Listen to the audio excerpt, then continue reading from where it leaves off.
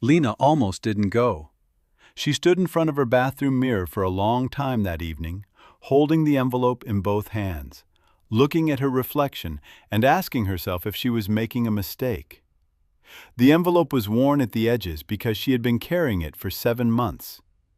Her mother had pressed it into her hands on a Tuesday afternoon in March, crying in the way she only cried now, quietly, with great effort, the way a person cries when they have already done most of their grieving, and what's left is just the shape of it.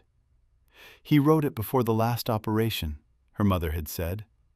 "He asked me to make sure Adrian got it. He trusted him more than any man he ever served with.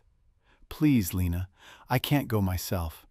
But he would have wanted it delivered in person." Her father had been dead for 8 months by then. Staff Sergeant Paul Navarro, 22 years of service, killed in action at 47, survived by his wife and his daughter, who taught 4th grade at Riverside Elementary and had never in her life attended an event like the one she was now dressed for. She looked at the envelope again. Then she looked at the borrowed dress, her colleague Marta's, navy blue, slightly too long, modest and clean, and not at all the kind of thing worn by the women who would be at the Coyle estate tonight. She knew this because she had looked up the Coyle family after her mother asked her to go. She had read about the estate and the family and the parties they threw, and she had understood immediately that she did not belong in that world and never had. But her father had asked. She put the envelope in her small bag, straightened the dress as best she could, and went.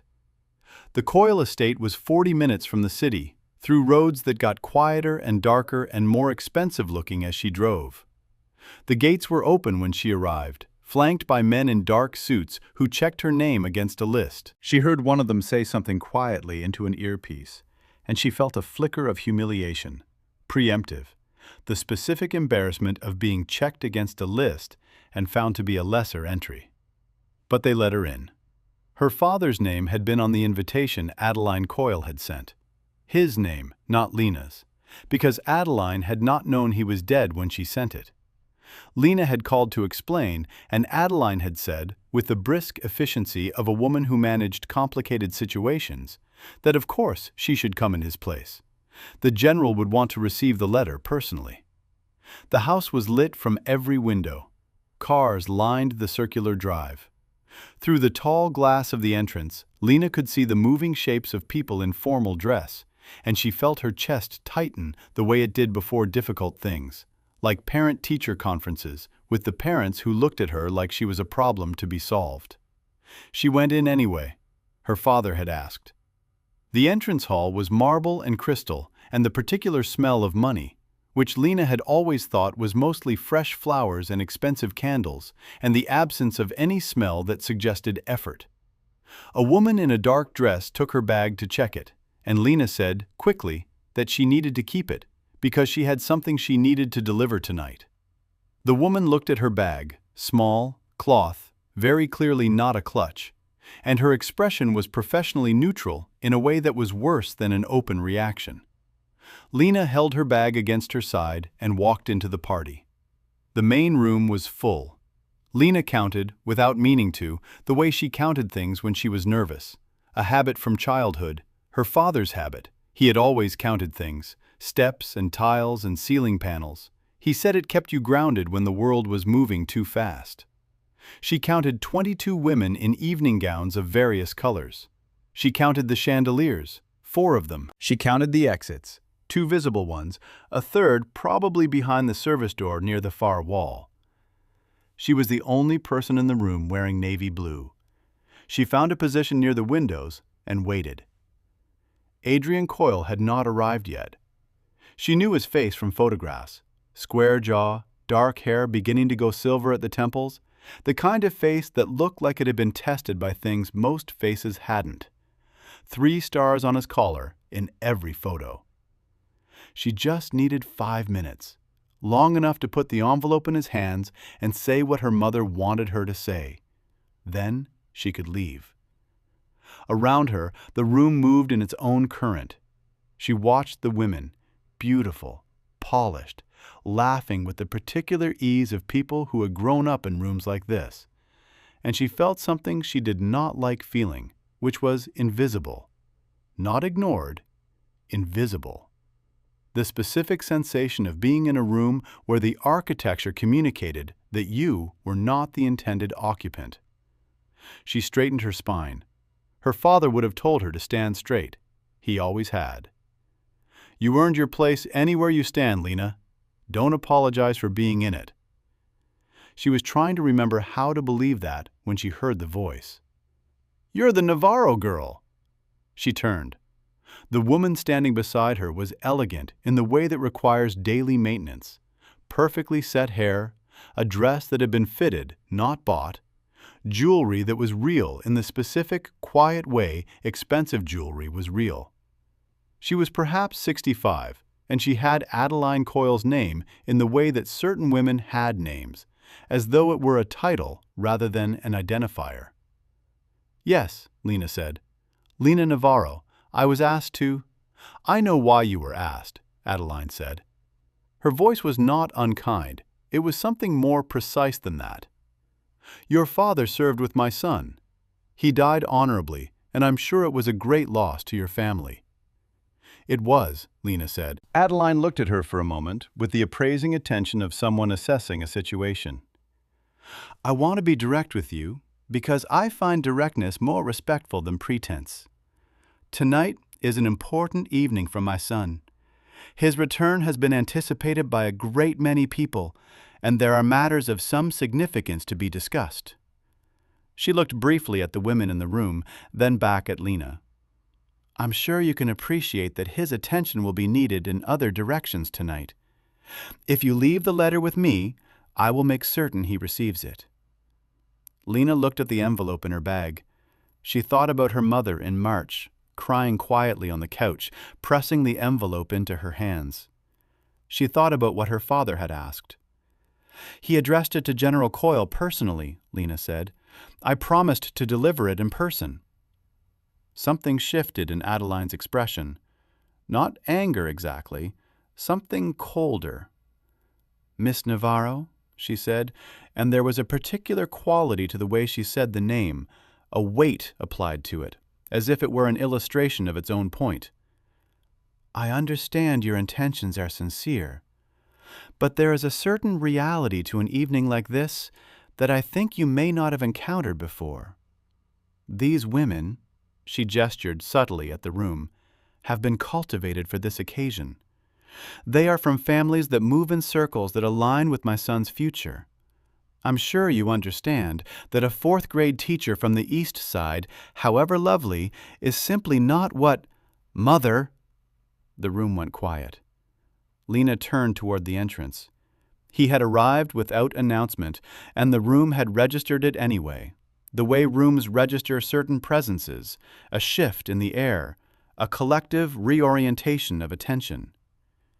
He was taller than the photographs suggested. The uniform was not formal dress, but service blues, which was a choice, and Lena's father had told her once that what a soldier chose to wear when he had options told you everything about him.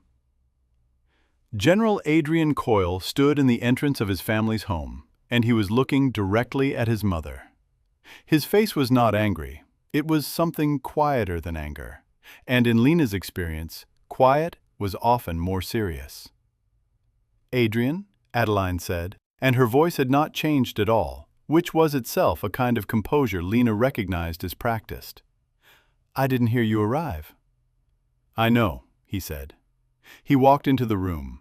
The women shifted, an unconscious collective movement, the room adjusting itself around him. He did not look at them.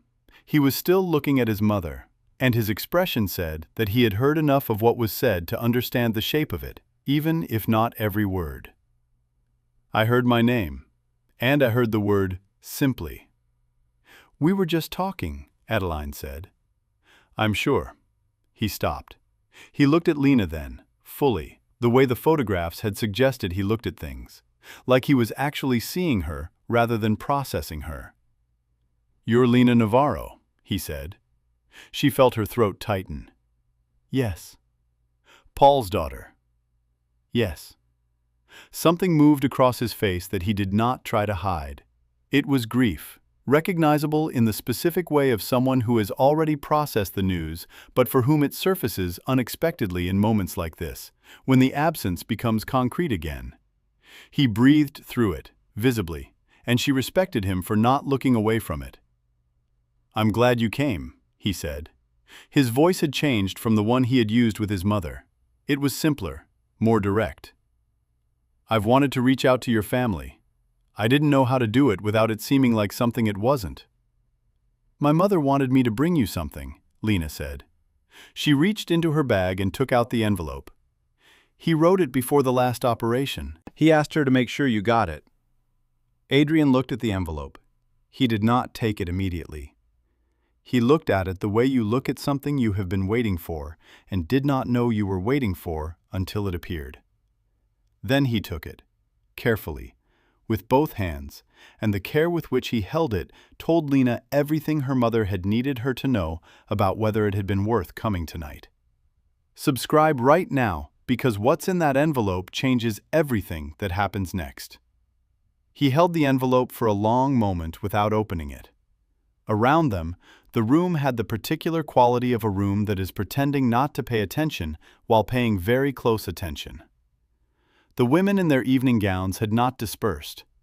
Adeline Coyle was still standing nearby, her composure intact, her expression measuring.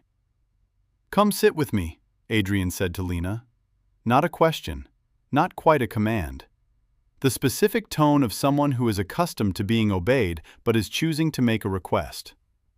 "You have guests," Lena said, and she did not mean it as a refusal. She meant it as an acknowledgement of the obvious. "I have obligations," he said. "Those aren't always the same thing." He looked at her with something she could not entirely read. "My father's aide sat with him for 26 years. My father said the man understood him better than anyone alive. When the aide died, my father said he had lost his North Star." He paused. "Paul Navarro was my North Star. I would like 5 minutes with his daughter." Lena did not know what to say to that, so she nodded. They sat near the windows, slightly apart from the room, in the space that the other guests gave them, which was the particular space given to things that are clearly not their business. Adeline did not follow. Lena noticed this and filed it away. Adrian turned the envelope in his hands. "How is your mother?" he asked. "Managing," Lena said. "She's a strong person. She misses him every hour of every day, and she manages anyway."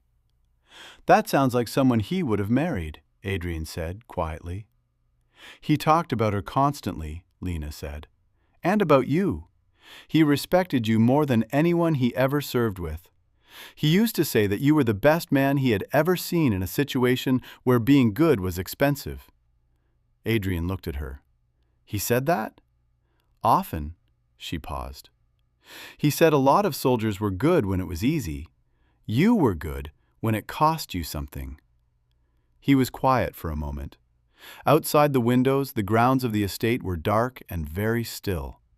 Inside, the party continued its murmur, the women in their gowns, the champagne moving through the room on silver trays. "Can I read it here?" he asked. He meant the letter. "Of course," Lena said. "It was written for you. I haven't read it. My mother hasn't either. He sealed it himself." Adrian opened the envelope carefully. He unfolded the pages inside. There were 2, covered in her father's handwriting, the dense, careful print of a man who had always written as though the words might need to be read quickly and in poor light, which, in his work, they sometimes had. Lena watched him read. She watched his face move through things. She could not see the words, but she could see their effect, the small tightening around his eyes, the pause in the middle of the first page where he stopped and composed himself and continued. She felt her own throat close in sympathy, the way it did when she watched her students receive difficult news, because grief was grief, regardless of the room it occupied. He finished the second page. He folded the letter carefully and held it in his hands for a moment. "He knew," Adrian said. His voice was low. "He wrote this the night before, and he knew it was the last one." Lena said nothing. Her father had known. Her mother had understood this but had not been able to say it directly. And Lena had understood it too, reading between her mother's careful words in March. He says, Adrian stopped. He looked at the letter, then at Lena. He asks me to look after you, both of you. He says he knows that's an enormous thing to ask, and he knows he has no right to ask it, and he's asking anyway. He paused. He says you don't know he's asking. He says you would refuse if you knew. Lena felt the heat climb into her face. I would have refused, she said. I would have told him it wasn't necessary. I know, Adrian said. He looked at her steadily. He anticipated that too. He says, and I'm quoting him directly, "Tell my daughter that accepting help from people who want to give it is not the same as needing to be saved. She has always had trouble with that distinction." Lena pressed her lips together hard. She was not going to cry in this room, in this dress that was not hers, in front of 22 women in evening gowns who were watching this conversation with various degrees of subtlety. She was absolutely not going to do that. He knew me very well, she said, when she was sure her voice would hold. He did, Adrian agreed. He looked at the letter again. There's more here that's personal, but I want to say something to you. He paused, choosing his words with the care of someone who had learned to use language precisely. Your father saved my life. Not in the way that becomes a story, not dramatically, not in a moment that gets put in a report. He saved it slowly, over 3 years, by being the kind of man who makes other men better by proximity. He reminded me, repeatedly, what we were doing it for. When I forgot, and I forgot sometimes, in that work you forget, he remembered for both of us. He looked at her. I owe him something that can't be repaid. I would like to try anyway. Lena looked at her hands. He would have said, you don't owe him anything, she said. I know, Adrian said. He says exactly that, in the letter. He also says that I'm going to do it anyway, and he wanted me to know he would have argued with me about it if he could. A small pause. He says he can't. The silence between them was not uncomfortable. It was the silence of two people who have arrived at something true and are taking a moment to sit with it. It was Adeline Coyle who broke it. She approached with the specific bearing of a woman who has decided that a situation has gone on long enough, and that it falls to her to correct it. She was accompanied by a woman in a red dress, younger, beautiful in a calculated way, the kind of beauty that announces itself. Lena recognized the structure of what was happening.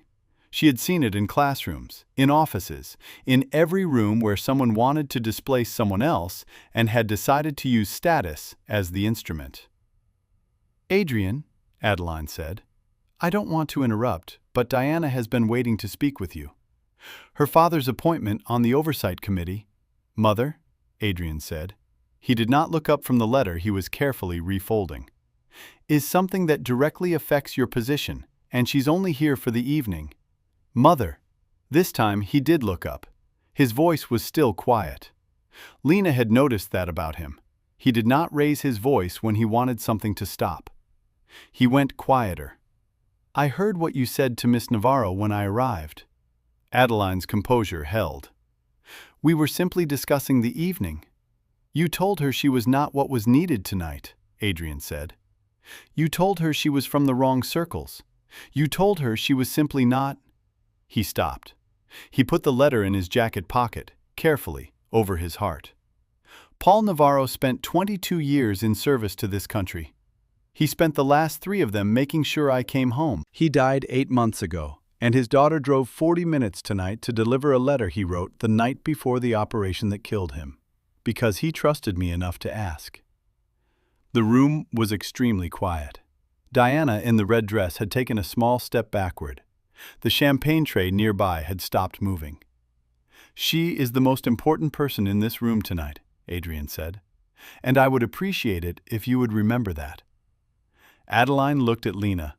Her composure was intact, but something behind it had shifted. Not remorse exactly, but the recalibration of a woman who has misjudged the weight of what she was handling. I meant no disrespect, she said. to Lena, and it was as close to an apology as a woman of her particular formation was capable of in public. Lena nodded. She did not say it was fine, because it hadn't been, and she had learned from her father that accepting an apology didn't require you to pretend the original thing hadn't happened. Adrian stood up. He looked at Lena with the straightforward, assessing gaze she had seen in the photographs, but warmer now, personal in a way photographs couldn't capture. "I'd like to show you something," he said, "if you have time." "What?" she asked. "Your father's name," he said, "on the wall in my study. I had it put there 2 months ago, with the others. I'd like you to see it. I'd like to tell you what I wrote next to it." Lena felt her throat close again. She breathed through it, the way her father had taught her, steady and even. "Okay," she said. He offered his hand. Not in the elaborate way of the evening's choreography, not for show, practically, the way you offer your hand to someone who is walking with you somewhere. She took it. They walked through the room together. Lena was aware of the eyes, all of them, the 22 women in their evening gowns, Adeline Coyle, Diana in the red dress, the waitstaff paused in their circuits. She felt it the way you feel a room's attention, like a change in pressure. She walked through it anyway. Her father had always told her, "You earned your place anywhere you stand. Don't apologize for being in it." She was not apologizing. The study was quiet and book-lined, smelling of leather and old paper. One wall had a shadow box, dark wood, names on small plaques. She moved toward it slowly, her hand releasing Adrian's as she got closer. Her father's name was near the center, Staff Sergeant Paul Navarro. The date. And below it, in Adrian's handwriting, which she recognized from the notes he had apparently left in her father's service file because her mother had mentioned them, "He made me remember what we were doing it for." Lena put her hand on the glass. She did not care that she was crying now. She was in a quiet room with one other person and her father's name under her hand, and she was not going to apologize for any of it. Adrian stood beside her and said nothing, because some things didn't require words, which was something her father had also told her. She had not known until tonight that it was something he had passed on to the men who served with him, too. She stood there for a long time. When she finally stepped back and wiped her face and turned around, Adrian was looking at her with an expression she did not have a name for. It was not pity. It was something with more weight than pity. Something that recognized her, not as Paul Navarro's daughter, not as the woman in the borrowed dress who did not belong in this world, but as herself, specifically Lena, the person standing in this room. "Thank you for coming tonight," he said. "I mean that. Not because of the letter, though the letter—" He paused. "I'm going to read it many times, I think. But because you came when you could have sent it. Because you kept the promise he didn't tell you he was asking you to keep." Lena looked at him. "He knew I would," she said. "That's why he didn't tell me." Adrian nodded slowly. "He knew you very well." "He did," she said. The party was still going in the other part of the house. She could hear it, the muffled sound of voices and music. All those women with their evening gowns and their cultivated connections and their intentions for this evening. She thought about Adeline Coyle's voice saying simply. She thought about standing by the window counting chandeliers. "I should probably go," she said. "You don't have to," Adrian said. She looked at him. "The party," he said, "is going to go on for several more hours for the people it was designed for.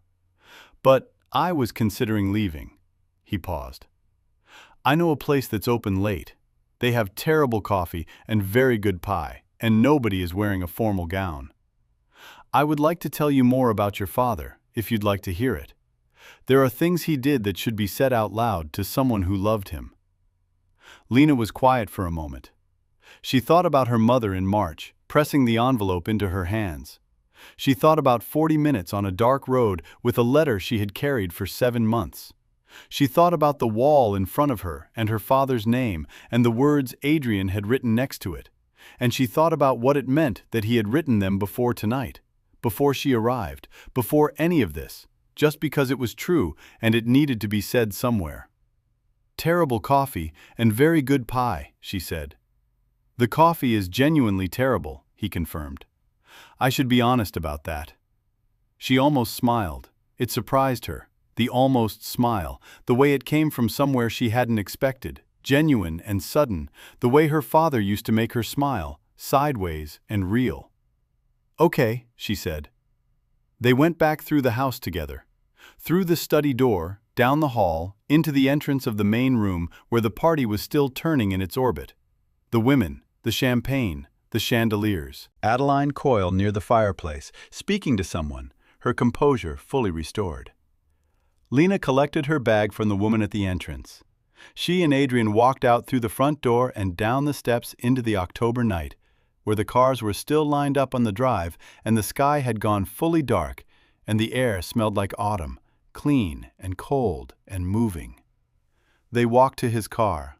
Not the one with the driver who had brought him, but his own, parked near the side of the house, ordinary and dark. He opened the passenger door. She got in. He got in the other side. They drove away from the estate, down the dark road, away from the lights and the party and the evening that had been arranged for an outcome that had not occurred. Lena looked out the window at the dark passing trees and felt something she recognized with a start as ordinary.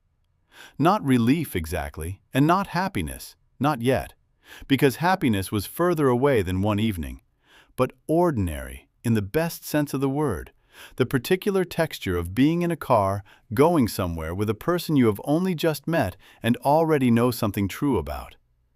Her father had asked her to deliver a letter. She had kept the promise he didn't know he was asking her to keep, and now she was sitting in a car, going somewhere that had terrible coffee and very good pie, and the road ahead was dark and lit and moving, and she thought that her father, wherever he was probably not surprised by any of this. He had known her very well. If this story stayed with you, subscribe and leave a comment. Have you ever done something for someone else and found it changed everything for you?